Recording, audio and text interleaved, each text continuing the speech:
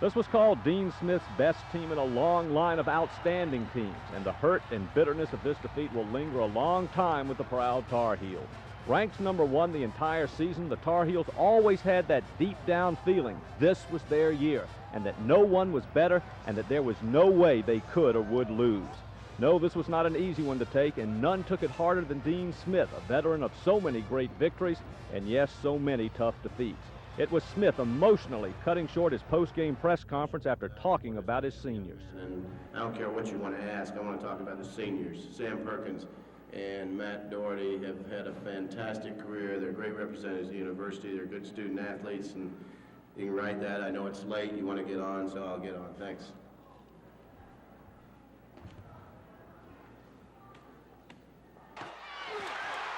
The Tar Heels never gave up, but this wasn't their night. Carolina, normally a 55% shooting team, could hit only 41% against IU's relentless man-to-man defense. Micahel Jordan, everybody's player of the year, was dogged repeatedly by the Hoosiers' Dan Dakich. Dakich, somewhat nervous over his assignment, nevertheless did an outstanding job, and Micahel performed no miracles. When did you find out you would be guarding? I found out probably about 6:30 this afternoon and went back to my room and threw up. It's just one of them nights where you had the easy shots and they just wouldn't fall, and you really can't do anything about that. You just have to accept the fact and try to compensate for that, on the defensive end. After a shaky start, the young Hoosiers realized they could play with Carolina, and their confidence began to build. You could see it in their eyes, and you could see it in the way they took control of the ball game. And the most confident was the unflappable freshman Steve Alford. When most would rattle, it was Alford who was cool. 27 points, flawless ball handling, and down the stretch it was Alford calmly knocking in 6 straight free throws after his teammates had thrown up 4 straight bricks and nearly cost a 12-point lead. My father, the first thing he developed was my ball handling skills, because at an early age I was more or less a gym rat.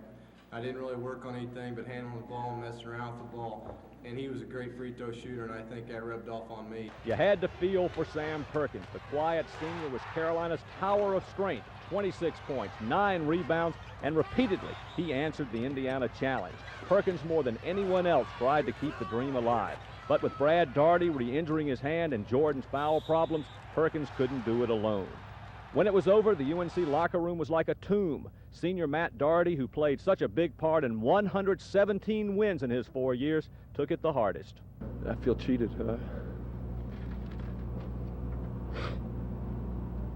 So Carolina's dream season ended nightmarishly, but for the Tar Heels, this was a nightmare that didn't end once they woke this morning. And unfortunately, a great team will be remembered not so much for what it achieved, but for what it couldn't accomplish. From Atlanta, Tom Suter, Action Sports 5.